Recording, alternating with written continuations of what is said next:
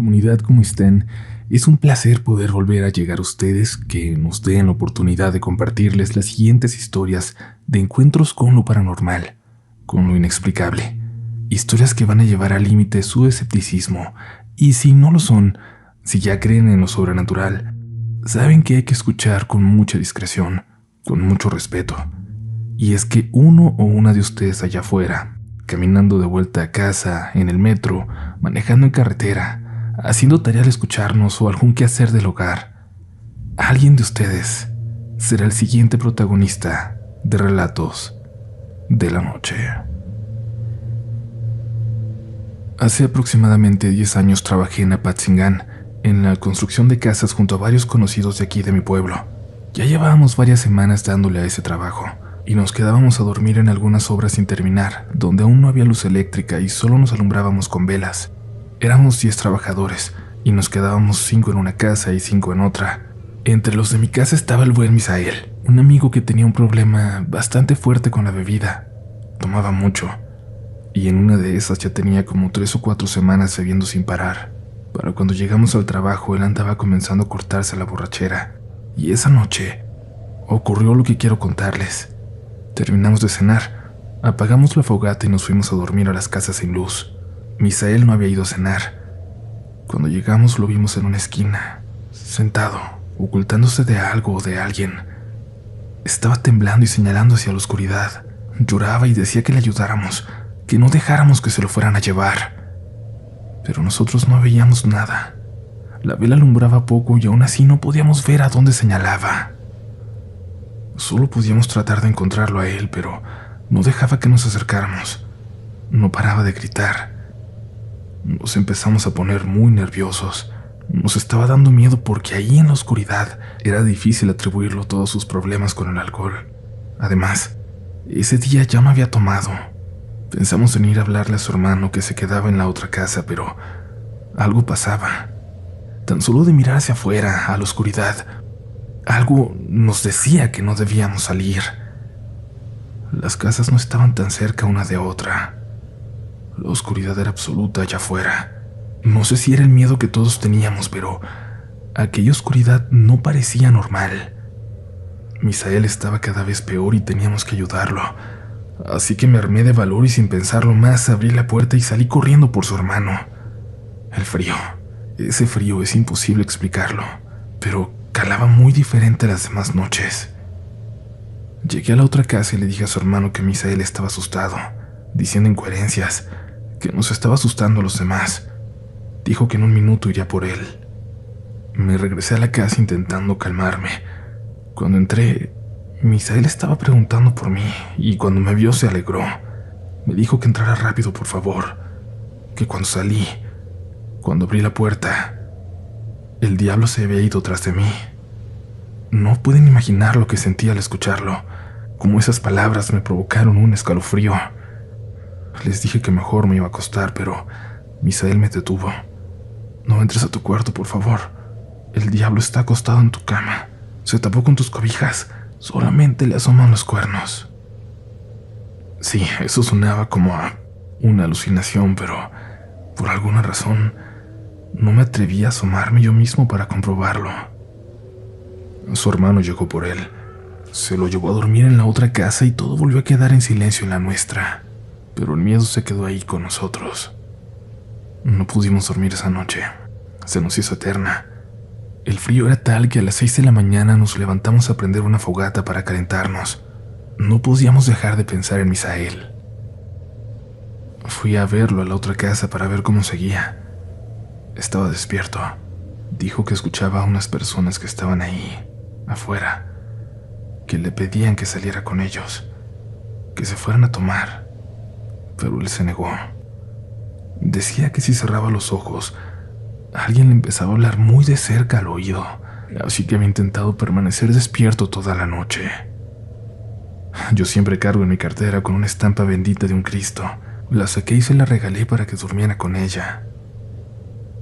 Ese mismo día Misael se fue de ahí, se regresó al pueblo, y si alguien tenía dudas de que lo que pasó fue real, se nos borró en las noches siguientes, en esas noches insoportables, Se escuchaban ruidos extraños dentro y fuera de las casas, voces, gritos, pasos que recorrían la oscuridad. El fin de semana regresamos al pueblo y pudimos descansar de ese martirio, pero el lunes había que volver a trabajar. Yo llevé conmigo una botella de agua bendita para echar por toda la casa. La noche del lunes mandamos a un compañero a la tienda por unas cosas.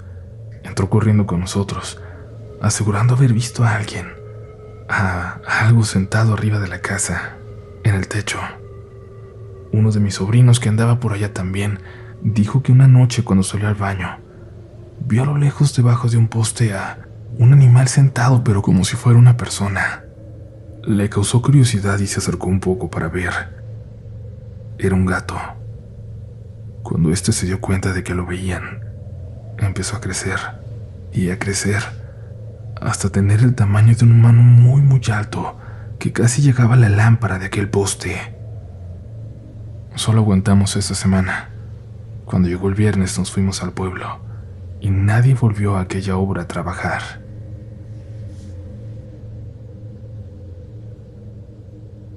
Ahora quiero contarles, comunidad, una historia que me compartió un taxista recientemente, de la que ya les hablé en Twitter, donde como en todas partes me pueden encontrar como Upolch. Esta es la historia. Tomé un viaje ya cansado en la madrugada, en la Terminal 2 del aeropuerto de la Ciudad de México, donde trabajo. Hay noches como esa en la que la comodidad de mi taxi nuevo me hacen casi dormirme en tramos largos. Ni siquiera múltiples cafés me ayudan, así que intento hacerle la plática a los pasajeros.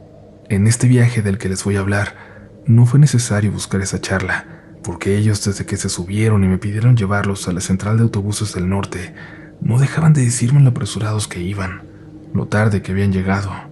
Su vuelo internacional se retrasó, y menos mal que llevaban sus pasaportes mexicanos y se ahorraron tiempo en la aduana.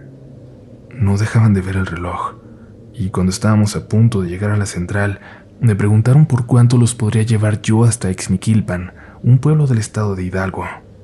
Pensé en los balnearios que hay en ese lugar, y les dije que si era por esa zona les podría dar un precio, pero si tenía que adentrarme más allá, probablemente subiría bastante. No conocía la zona y era peligroso. Me dijeron que el dinero no era problema, que me darían lo que pedía más 500 pesos de propina, poco más de $25. Yo acepté. No era raro que salieran viajes de ese tipo y quizás así podría irme a dormir después de ese viaje. Así que emprendimos el camino. Salimos de la ciudad y ellos me fueron contando que iban a una reunión con alguien muy importante y que temían llegar tarde. Aceleré para llegar a tiempo a su cita. No me pregunté qué podrían ir a hacer de madrugada allá, solo apresuré el paso. Llegamos a Ixmiquilpan y pasamos los balnearios. Pasamos el pueblo y luego me pidieron dirigirme a una de las montañas. No sabía cuánto faltaba ya antes de salir hacia allá, donde no parecía haber mucho más que aquel camino desolado. Les pregunté si podíamos llegar a esa última gasolinera en el camino. Me dijeron que no, que preferían no perder tiempo, que llegara de vuelta. Bueno, pensé, han sido muy amables hasta ahora, está bien. Y seguí mi camino subiendo hacia aquella montaña. Tomé por momentos terracería. Seguí subiendo hasta llegar a una casa enorme, grandísima, que no me imaginé que podría estar ahí. Ese era su destino. Me estacioné afuera y vi hacia adentro de la propiedad. Había muchos autos nuevos, lujosos. Me bajé para sacar las maletas de la cajuela y al hacerlo, alcancé a escuchar algo en el silencio de la noche, algo que nunca pensé escuchar en un lugar así. Cánticos. Una especie de cánticos que parecían religiosos y que supuse que eran de alguna fiesta patronal, que estaban celebrando algún santo. No sería extraño en lugares como ese. Se bajaron, me pagaron y entraron a aquel lugar sin perder más tiempo. Yo bajé la montaña deprisa. Me urgía llegar a la gasolinera. Desde que iba subiendo ya me marcaba vacío el indicador. Lo último que quería era quedarme ahí, en esa montaña, lejos de todo. Con el puro olor alcancé a llegar a la gasolinera. El despachador se acercó sonriente a saludarme. Ya empezaron los brujos, ¿verdad? Por un momento me confundí. No sabía a qué se refería. Solo sonreí y le pregunté que cuáles brujos. Los que llevaba. Los fue a dejar allá en la casa de la montaña, en la casota, ¿no? Le respondí que sí, pero que no creía que mis pasajeros fueran brujos. que la verdad no creía en esas cosas. No pude evitar reírme burlándome un poco de aquella acusación que parecía ridícula. Al despachador, sin embargo, se le borró la sonrisa y mirando su reloj me dijo: «No me cree, ¿verdad? Espérese aquí un ratito, 20 minutos, a ver si sigue sin creer». Yo estaba cansado. Ese era probablemente mi último viaje. Pensé que no me vendrían mal unos minutos de descanso antes de regresar a Ciudad de México. Le dije que estaba bien y me estacioné frente a las mangueras de aire. Por suerte me quedaba algo de café en mi termo y me lo bebí mientras escuchaba música. El despachador tocando la ventana me asustó de repente. Su cara se veía emocionada. Me dijo que saliera rápido, que fuera a ver. El frío era intenso en esa madrugada. Lo seguí apenas unos pasos del otro lado de las bombas de gasolina y desde ahí me señaló hacia el cerro. «Mire, mire». Primero no sabía bien a qué se refería y pensé que estaba buscando algo borroso, algo como lo que todo mundo cuenta que ve, pero no. En un momento pude verlas, completamente claras. Bolas de fuego que volaban como si tuvieran control, y dando vueltas fueron bajando de lo más alto de la montaña, y al parecer llegaron cerca de donde estaba aquella casona, donde había dejado a mis pasajeros. No podía creer la tranquilidad con la que el despachador las veía. Le pregunté si no le daban miedo y me dijo que no. «Estoy protegido, patrón», me dijo mientras sacaba de entre su uniforme algo que traía colgado en el pecho. Pero yo no, pensé, y a toda prisa me dirigí a mi taxi para tomar el camino de vuelta. Un poco más adelante venía despacio hacia mí una camioneta tipo Suburban, de esas enormes, color negro. Al toparse de frente conmigo se puso en diagonal, obligándome a detenerme. Me frené por completo y apagué las luces. Quería que vieran que se trataba de un taxi. Al parecer funcionó. El que manejaba me hizo una seña con la mano y siguió su camino hacia la montaña. Yo aceleré a todo lo que daba mi taxi para salir de Ixmiquilpan. Al tomar la carretera por fin pude volver a respirar. Algo me llamaba a voltear hacia el monte, hacia las montañas, pero no me atreví. No sé cómo, pero manejé con la vista clavada al frente el resto del camino. Me han pasado muchas cosas siendo taxista, y algunas podrían ser incluso más difíciles de explicar que esto, pero hay algo de lo que sucedió aquella noche, que sigue haciendo que esa sea la experiencia más aterradora de mi vida.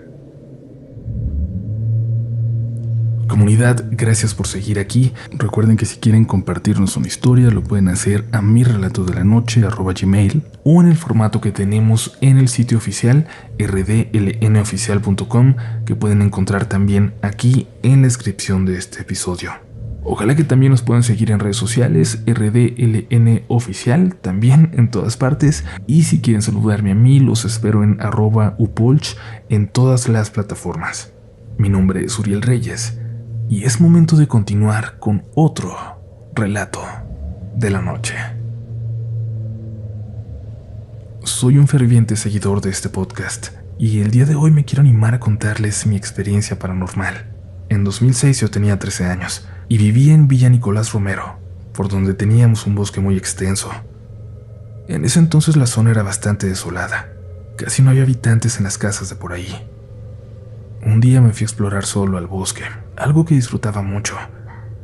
Pero en esa ocasión no me di el tiempo, se me hizo de noche. Al intentar regresar por el mismo camino, a la distancia logré distinguir una fogata y a varias mujeres bailando.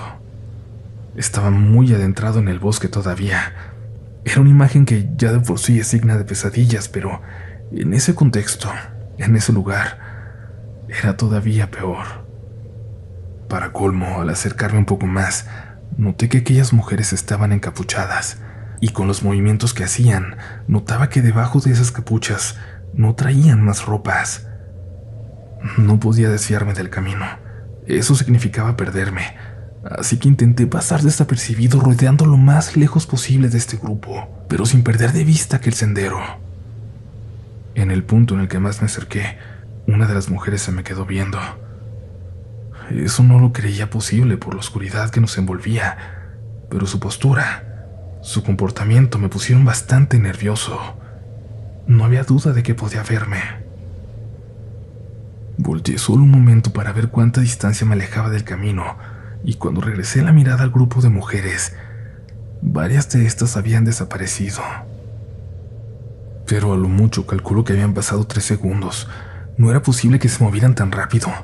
Nos separaban aproximadamente 12 metros y estaba intentando hacer el menor ruido posible. Escuché risas arriba de mí, sobre las copas de los árboles. Me petrifiqué un momento debido al miedo, hasta que una de las ramas cayó sobre mi hombro y una risa sonó muy cerca de mí.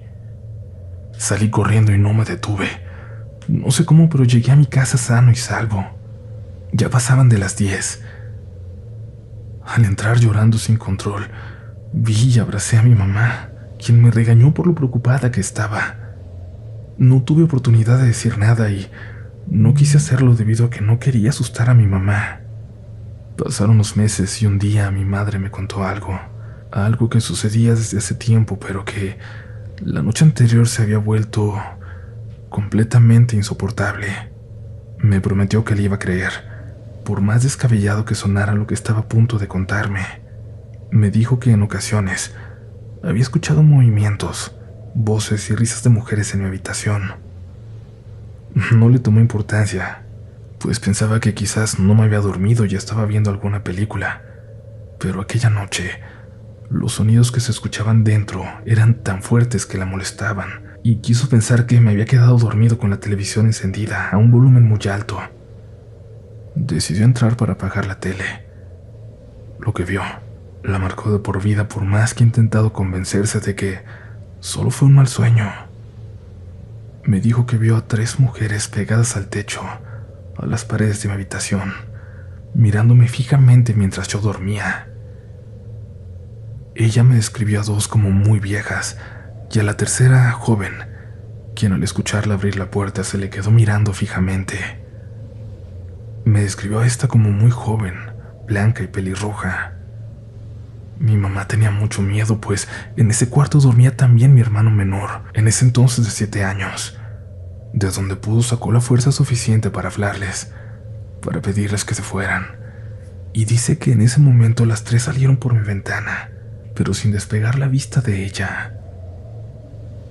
Esa misma noche, del día cuando mi madre me contó todo, algo me despertó en la madrugada.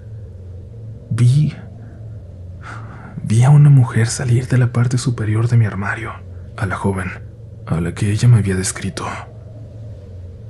Todo lo que he contado hasta ahora me aterra, pero esto supera cualquier pesadilla que haya tenido en la vida. Parecía que aquella mujer estaba saliendo de dentro del armario, pero por la parte de arriba, lo cual era imposible. Se asomaba por encima de él, y al notar que ya la estaba viendo, que había despertado, se empezó a reír. Cerré los ojos y comencé a rezar, pero en ese momento sentí como algo me tocaba los pies. Grité y abrí los ojos y alcancé a ver su silueta metiéndose rápidamente debajo de mi cama, pero el espacio entre esta y el piso era extremadamente reducido. Una persona no cabría ahí. Debido a mi grito, mi papá entró al cuarto, y yo muy asustado le expliqué llorando lo que vi. Vi a una mujer. Se metió abajo de mi cama. Aproveché para fijarme debajo, donde se había metido, pero no había nada. Esa mujer ya no estaba por ningún lugar. Mi papá se quedó conmigo intentando calmarme, convenciéndome de que todo era una pesadilla. No recuerdo en qué momento me dormí, pero gracias al cielo, esa fue la última vez que la vi. Fue como si me hubieran castigado, casi matándome del terror, por haberme cruzado en su camino.